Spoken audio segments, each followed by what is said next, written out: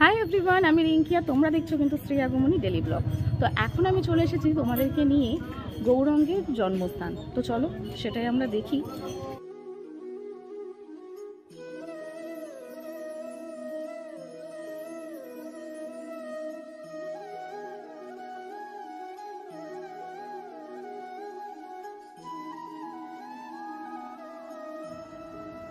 এই নিম গাছের নিচেই কিন্তু শ্রী গৌরাঙ্গের জন্ম হয়েছিল। এখনো পর্যন্ত তার একটা মূর্তি রাখা আছে, মায়ের কোলে শ্রী গৌরাঙ্গ কিন্তু শুয়ে আছেন।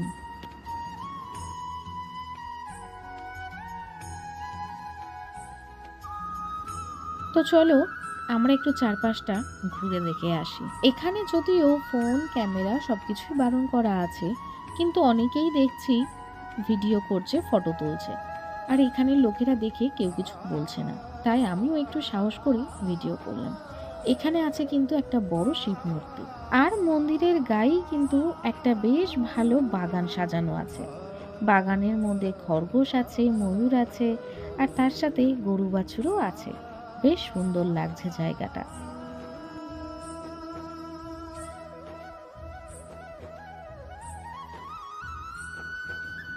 এখানে শুনেছি অনেকেই কিন্তু মানত করে, তোমরাও যদি চাও মানত করে যেতে পারো।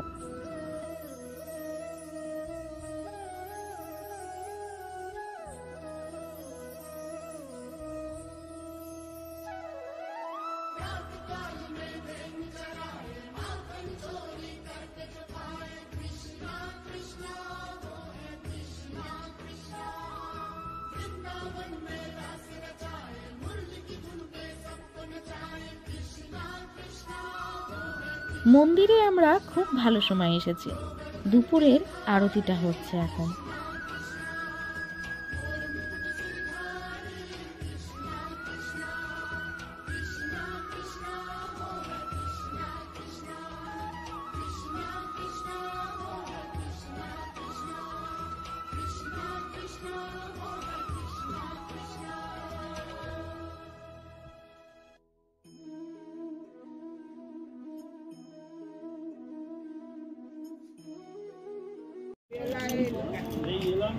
ওখানে দাঁড়িয়ে বেশি ভিডিও করা যাবে না, বাইরে বারবার করে লিখে দেওয়া আছে যে ভিডিও করার কোনো অ্যালাউ নেই, ফটো তোলা যাবে না। তাও দেখলাম যে কেউ কিছু বলছে না, অনেকেই ফটো তুলছে, ভিডিও করছে, তো আমিও করলাম, কিছুটা করেছি, তোমাদেরকে অবশ্যই সেগুলো তো দেখাবো।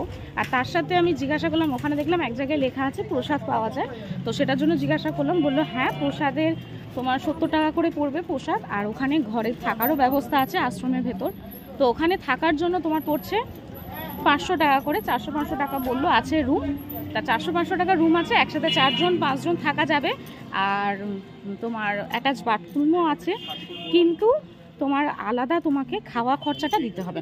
মানে প্রত্যেক দিন যে 70 টাকা করে খাওয়ার, সেটা কিন্তু আলাদা তোমাকে দিতে হবে।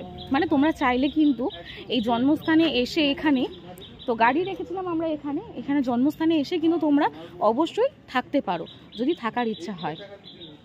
আর তার সাথে তোমরা ভোগও পেয়ে যাচ্ছ খাওয়ার জন্য। অবশ্যই না চাইলে তোমরা বাইরেও, এখানে খাবার অনেক দোকান আছে, অনেক হোটেল আছে, সেখানেও তোমরা খাবার গ্রহণ করতে পারো। তো চলো এরপর আমরা কি দেখবো সেটা তোমাদেরকে নিশ্চয়ই দেখাবো। আগে জিজ্ঞাসা করি, আমরা তো জানো যে আমরা এখানে গাড়ি নিয়ে এসেছি, জানি না, জিজ্ঞাসা করে তারপরে যেতে হবে। তো চলো, এক্ষুনি তোমাদের বললাম যে এখানে যদি ভোগ খেতে চাও তো অবশ্যই খেতে পারো। আর তাছাড়াও এখানে কিন্তু রেস্টুরেন্ট আছে, তার পাশেই ঠিক বনলতা রেস্তোরাঁ, তো ঠিক এই দিকটাতে পড়ছে। এবারে আমরা কোথায় যাচ্ছি? 60 ফুট গৌরাঙ্গ। আচ্ছা, 60 ফুট গৌরাঙ্গ, এটা তো খুব নাম করা, তোমরা নিশ্চয়ই জানো। আমি আগের বারে এসেছি, দেখার সুযোগ পাইনি, তো এবারে সেটা দেখার চেষ্টা করব। আর এইটা কি যাচ্ছে? তো চলো আমরা 60 ফুট গৌরাঙ্গটা দেখি, দেখা যায় কিনা। জন্মস্থান থেকে বেশিক্ষণের রাস্তা না, একটুখানি। এটা কিসের মন্দির? এটাই মন্দির, এটা হচ্ছে মেন মন্দির। এটা কি প্রসাদ খাওয়ার জন্য? আচ্ছা, এটা প্রসাদ খাওয়ার জন্য, আর এটা হচ্ছে কি 60 ফুট মন্দির। ঠিক আছে, এটাতে তোমরা প্রসাদ গ্রহণ করতে পারো যদি চাও। আর এখানে কি থাকার ব্যবস্থাও আছে? হ্যাঁ। আচ্ছা, এখানে থাকার ব্যবস্থাও আছে। আর মেন মন্দির হচ্ছে এটা।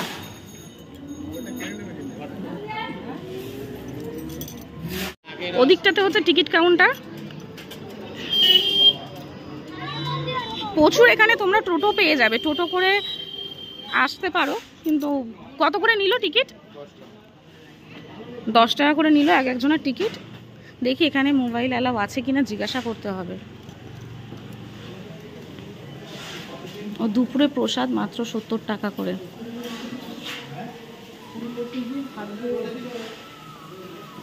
এখানে প্রসাদ পাওয়া যাচ্ছে, পানীয় জলের ব্যবস্থা আছে। আচ্ছা,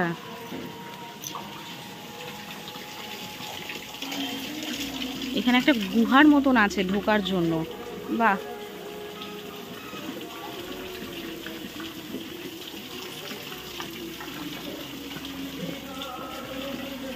এই যে দাঁড়াও গো, আমার একটু ভয় লাগে।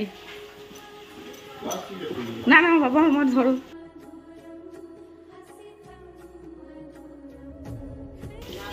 ওরে সর্বনাশ, কত মাছ দেখো এখানে।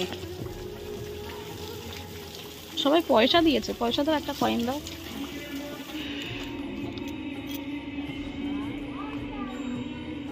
ওরা খাবার ভেবে দৌড়ে এসেছে।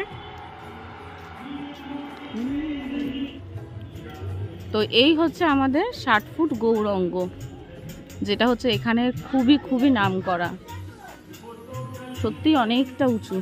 চলো আমরা ভিতরে দেখে আসি কি কি আছে। আচ্ছা, এখানে দেখো দুপুরের প্রসাদ মাত্র 70 টাকা। অন্ন, ডাল, সবজি, সবজি দুবার লেখা আছে, পনির, চাটনি। এখানে শুধু বসে প্রসাদ খাওয়ার ব্যবস্থা আছে, মানে কোনো রকম দেবে না, সঙ্গে করে অনেকে নিয়ে যেতে চাই টিফিন বক্সে, সেটার কোনো ব্যবস্থা নেই।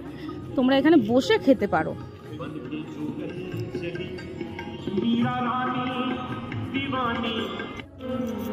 মানে সবই কৃষ্ণের নীলা চারিদিকে, সেটাই হচ্ছে কি ছড়ানো আছে।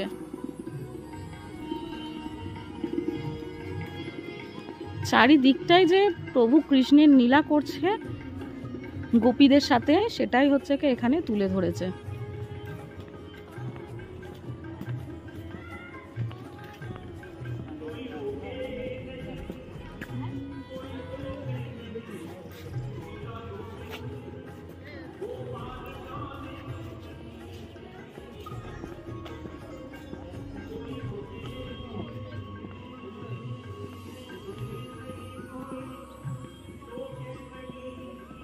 बजरंगबली।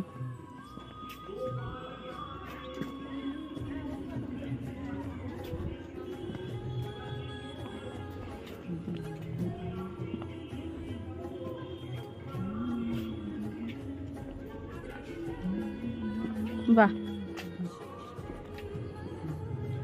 মানে এখানে তোমাদের তুলে ধরেছে যে শ্রীকৃষ্ণের নামে কিন্তু জঙ্গলের পশুরাও মেতে উঠেছে।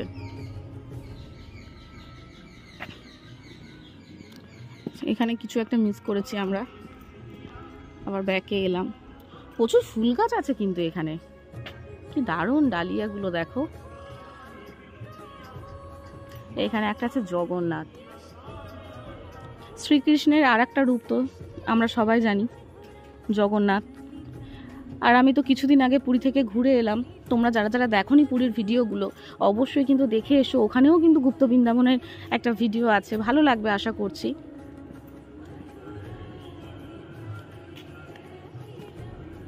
মানে রথে বসে জগন্নাথ, সেটাই এখানে মনে হচ্ছে। এই রথটা কি চলে গো?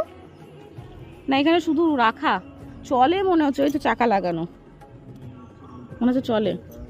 ওরে সর্বনাশ, এদিকটাতে সেদিকটাতে দেখালো না তো, এটা এখানে আছে।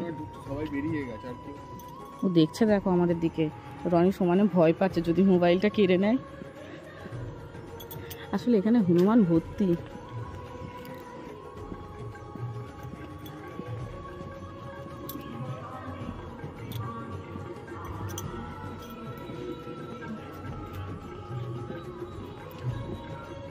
ব্রহ্মা, বিষ্ণু, মহেশ্বর।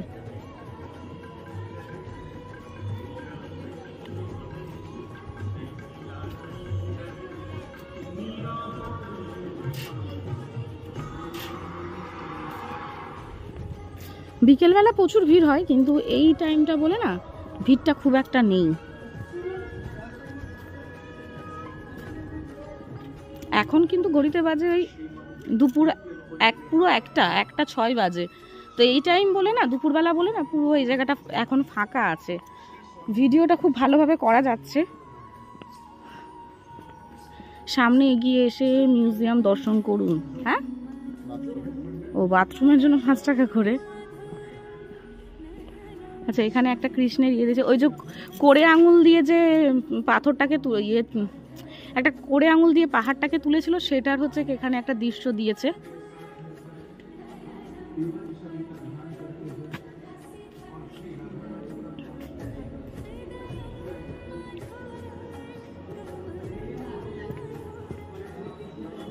শৌচালয় 5 টাকা করে। আর এই হলো মিউজিয়াম। প্রথমে ঢুকতেই আমরা দেখতে পেলাম কিন্তু বিশাল বড় একটা বিষ্ণুদেবকে। হ্যাঁ, কৃষ্ণেরই সব এক একটা রূপ, অবতার। আচ্ছা, এখানে গান চলছিল, তার জন্য কিন্তু আমাকে এই জায়গাগুলো মিউট করে দিতে হয়েছে, দিয়ে পরে ভয়েস দিতে হচ্ছে। বেশ অনেকটা বড় জায়গা নিয়ে কিন্তু মিউজিয়ামটা পুরোটাই দেখলাম মানে ওই কৃষ্ণ বিষ্ণু মানে সব মানে কৃষ্ণেরই যে এক একটা লীলা সেগুলো এখানে তুলে ধরা হয়েছে। কোন যুগে কি রূপ নিয়ে কৃষ্ণের জন্ম হয়েছিল, কি লীলা করেছিল সেগুলোই দেয়া আছে। যেমন এটা ত্রেতা যুগের শ্রী রামচন্দ্রের বাল্য লীলা। এখানে আছে কিন্তু মাতা কৌশল্যা আর পিতা দশরথ, তার সাথে আছে শ্রী রামচন্দ্র।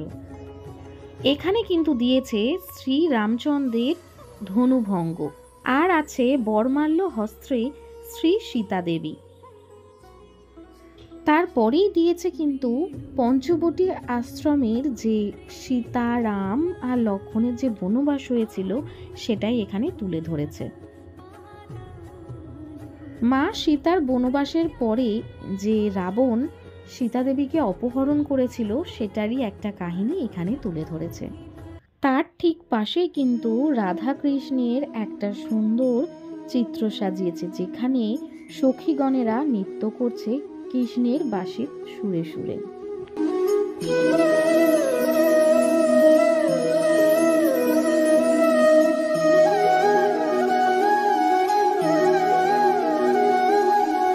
রাধাকৃষ্ণের সামনেই কিন্তু রয়েছে একটা ছোট্ট গোপুসোনা।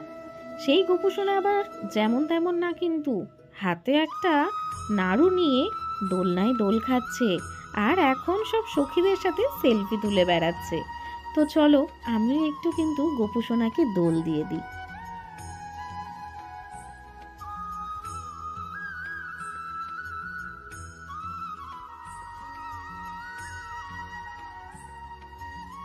গোপুসোনা দোল খাচ্ছে, আর এক গোপুসোনা বসে বসে সবাইকে দেখছে আর মিষ্টি মুখে মধুর হাসি ঝরছে। তার সামনেই রয়েছে কিন্তু শ্রী চৈতন্যদেবের লীলা। ঠিক তার পাশেই রয়েছে কিন্তু দাপর যুগের কৃষ্ণের যে জন্মের ছোট্ট একটা কাহিনী। কারাগারের মধ্যে বসে আছেন পিতা শ্রী বসুদেব ও মাতা শ্রী দেবকী, আর সামনে শুয়ে রয়েছেন কিন্তু ছোট্ট গোপুসোনা, আর সামনে আবির্ভাব হয়েছেন শ্রী ভগবান নারায়ণ। তার পাশেই রয়েছেন কিন্তু পুতনা রাক্ষসী আর ছোট্ট গোপুসোনার একটা গল্প, যেটা আমরা সবাই জানি। মামা কংসের কথা শুনে কিন্তু পুতনা রাক্ষসী এসেছিলেন নিজের বিষাক্ত দুগ্ধ পান করিয়ে গোপুসোনাকে মারার জন্য, কিন্তু হয়ে গেছিল ঠিক তার উল্টোটা।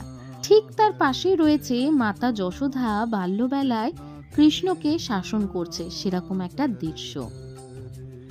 এখানে একটা দেখাচ্ছে দৃশ্য মথুরা গমনের। তার পাশেই রয়েছেন কিন্তু শ্রীকৃষ্ণের আর এক রূপ জগন্নাথ দেবের। জগন্নাথ, বলরাম, সুভদ্রা তিনজনেরই মূর্তি আছে। তার পাশেই রয়েছে গৌরাঙ্গদেব চৈতন্যদেবের কলিযুগের লীলা। এটা ঘিরে কিন্তু পুরোটাই রয়েছে কৃষ্ণের লীলা।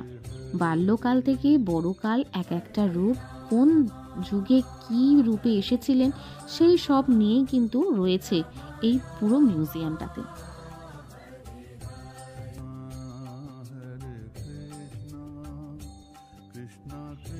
মিউজিয়াম থেকে বেরিয়েই কিন্তু আমরা দেখতে পেয়ে যাচ্ছি 60 ফুট গৌরাঙ্গদেবের মূর্তি।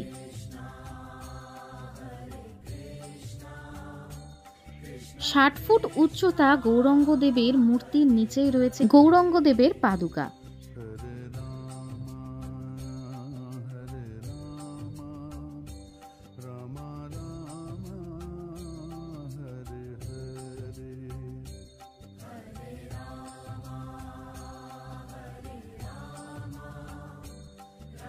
যে গুহার ভেতর দিয়ে আমরা এলাম সেই গুহার বাইরেটা কিন্তু কিছু ঠাকুরের মূর্তি মন্দির দিয়ে সাজানো রয়েছে সুন্দর করে। তবে এই ফোয়ারাগুলো আসার সময় দেখলাম চলছিল, এখন কিন্তু বন্ধ করে দেওয়া হয়েছে।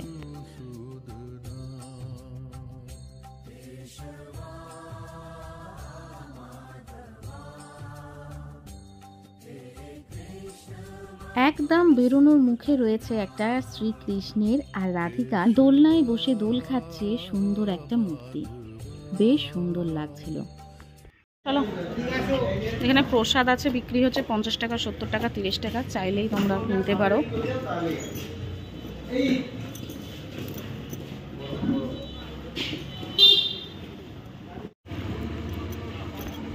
আসল মন্দির হচ্ছে এটা, ওখানে শুধু মিউজিয়াম আছে, 60 ফুট গৌরাঙ্গ, এইসব দেখার জিনিস আছে। আর মন্দির কিন্তু এটা, মন্দির বন্ধ হয় 12টা থেকে 4টে, হয়তো বন্ধ হয়ে গেছে।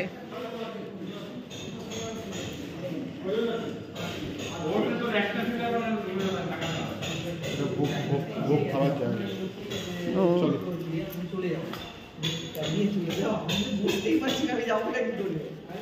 এটা হচ্ছে মন্দির, আর এদিকে হচ্ছে কি থাকার ব্যবস্থা আছে, কিন্তু থাকার ব্যবস্থা আছে, ভোগ খাবারের ব্যবস্থা আছে।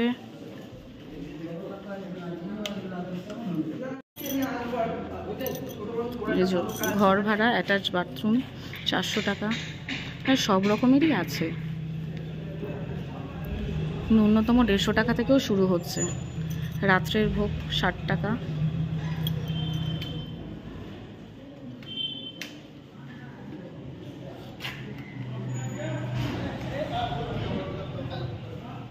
যতটা পেরেছি তোমাদেরকে দেখানোর চেষ্টা করেছি। তোমরা যদি চাও এখানে এসেও থাকতে পারো। এখানের পরিবেশটা কিন্তু খুবই শান্ত, মানে যারা হচ্ছে কি একদম নিরিবিলি অবস্থায় থাকতে চাও তাদের জন্য খুব ভালো নিরিবিলি জায়গা এখানে থাকার জন্য। আর এখানের ভোগ তো অসাধারণই হবে, ঠাকুরের ভোগ মুখে লেগে থাকার মতন, সেটাও তোমরা গ্রহণ করতে পারো। চাইলে এখানে প্রচুর রেস্টুরেন্ট আছে, সেখানেও খাওয়া দাওয়া করতে পারো। তো চলো, এটা তো আমরা দেখে নিলাম 60 ফুট গৌরাঙ্গ, এরপরে কি আছে সেটা অবশ্যই দেখবো আর তোমাদেরকেও দেখাবো। চলো। আর এটা তাহলে গোবিন্দ বাড়ি।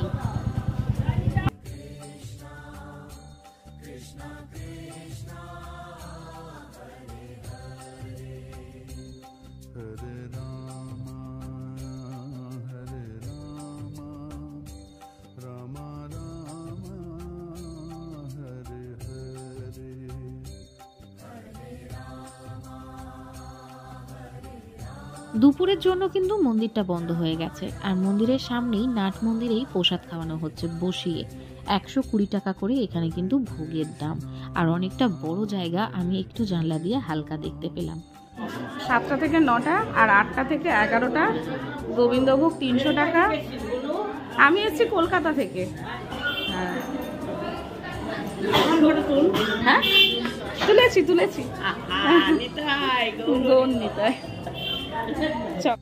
গোবিন্দবাড়ি থেকে বেরিয়ে 5 মিনিটের ডিফারেন্সেই আর একখানা মন্দিরে চলে এসেছি। এই মন্দিরটার নাম শ্রী শ্রী বলদেবজিউ মন্দির। পুরোটাই বন্ধ হয়ে গেছে।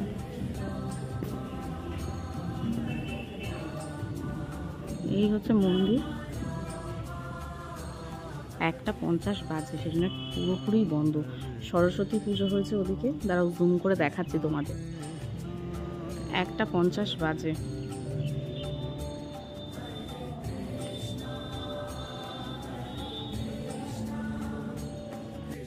নবদ্বীপটা ঘুরে দেখার জন্য তোমরা বিকেল টাইমটাই চয়েস করো। দুপুর টাইমে কিন্তু বেশিরভাগ মন্দিরই বন্ধ থাকে। 4টে 4:30 পর থেকেই কিন্তু মন্দির খোলা হয়। অনেকে বলে এটা রাধারানী মন্দির, আর অনেকে বলছে গুপ্ত বৃন্দাবন।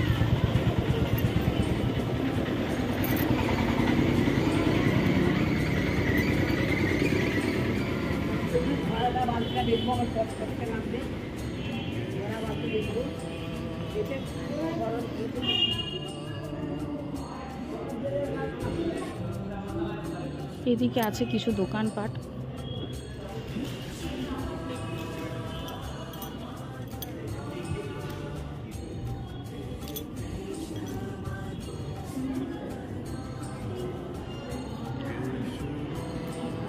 শ্রীকৃষ্ণ চৈতন্য মিশন।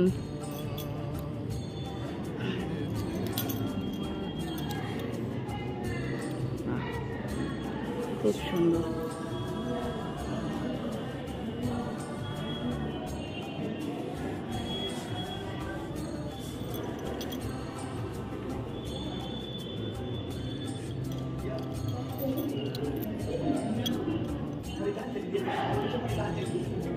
ফোন যেহেতু সব জায়গায় অ্যালাউ নেই, ক্যামেরা অ্যালাউ নেই, তার জন্য কিন্তু গুপ্ত বৃন্দাবনের ভিতরটা আমরা ঢুকতে পারলাম না। আর দুপুর টাইম বন্ধই আছে, তো সেজন্য আর যাওয়া গেল না। তোমরা এলে কিন্তু অবশ্যই কিন্তু গুপ্ত বৃন্দাবনের ভেতরটা ঘুরে এসো। পুরীর গুপ্ত বৃন্দাবন তো আমরা দেখেছি, কিন্তু নবদ্বীপের গুপ্ত বৃন্দাবনটা আমার কিন্তু বাদ চলে গেল। তো ঠিক আছে, নেক্সট টাইম আবার দেখা যাবে। আবার কিছুটা গিয়ে কিন্তু আমরা পেয়ে গেলাম সমাজবাড়ি আশ্রম। নবদ্বীপে কিন্তু একটা দুটো মন্দির না, অলি গলি চারিদিকেই কিন্তু ছড়িয়ে আছে গৌরাঙ্গদেবের মন্দির। মন্দির খোলা নেই না? বিকেল 5টায়?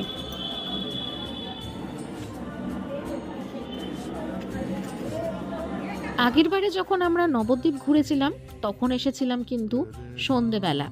তার জন্য এই দুটো ধার যে দোকানপাট বসেছে আরও জমজমাট, আলো লোকজনে ভর্তি। আর প্রত্যেকটা মন্দিরে কিন্তু সন্ধ্যের ভোগ বিতরণ হচ্ছিল, কোনো কোনো মন্দিরে গান উৎসব হচ্ছিল। তো তোমরা এলে কিন্তু অবশ্যই সন্ধেবেলায় এসো। নবদ্বীপে এসেছি আর সোনার গৌরাঙ্গ দেখবো না সেটা হয়? দুপুর টাইমটা বন্ধ ছিল বলে পরের দিন সকালবেলা যখন আমি মায়াপুর যাচ্ছিলাম তখন কিন্তু গৌরাঙ্গের দর্শন করে গেছি। আর তোমাদেরকেও কিন্তু আমি বাইরে থেকেই দর্শন করাবো। ভিতরে মোবাইল অ্যালাউ ছিল না, 10 টাকা করে টিকিট লেগেছিল। আমি ওনাকে জিজ্ঞাসা করেছিলাম, বললো বাইরেটা করো, কিন্তু ভেতরে যেখানে সোনার গৌরাঙ্গ আছে সেখানে করা যাবে না। তো আমি করিনি সেই জন্যে। তো তোমরা যখন আসবে তখন কিন্তু অবশ্যই সোনার গৌরাঙ্গকে দর্শন করে যেও। আশা করছি নবদ্বীপ ধামের প্রত্যেকটা নামকরা মন্দির তোমাদের কিন্তু দেখাতে পেরেছি। পার্ট 1-এ কিন্তু জল মন্দির আর গৌরাঙ্গ সেতু দেখিয়েছি। তার আগে কিন্তু পোড়ামাতলার মন্দির তোমাদেরকে দর্শন করিয়েছি দুবার। আজকেরে কিন্তু আমি টোটাল 7খানা মন্দির ঘুরিয়েছি। তো তোমরা যখন আসবে অবশ্যই কিন্তু একটা টোটো ভাড়া করে নেবে। বিকেল টাইমে কি সকাল টাইমে, দুপুর টাইমে কিন্তু একদমই আসবে না। ভাড়া করে তোমরা 300-400 টাকার মধ্যে এই মন্দির কটা কয়েক ঘন্টার মধ্যে, 2-3 ঘন্টার মধ্যে তোমরা ঘুরে দেখতে পারো। তোমাদের যদি এই ভিডিওটা ভালো লেগে থাকে আর তাছাড়া যদি একটুকুও কারোর কাজে লেগে থাকে অবশ্যই কিন্তু ভিডিওটাতে একটা লাইক করে দিও। আর অবশ্যই কমেন্টে লিখো কিন্তু রাধে রাধে। আর আমার চ্যানেলে যারা নতুন এই ধরনের ভিডিও দেখতে পছন্দ করো অবশ্যই কিন্তু চ্যানেলটিকে সাবস্ক্রাইব করে নিও। সবাই সুস্থ থেকো, ভালো থেকো। আজকের মতন কিন্তু টাটা বাই বাই। নতুন আরেকটি ভিডিও নিয়ে খুব শিগগিরই দেখা হচ্ছে।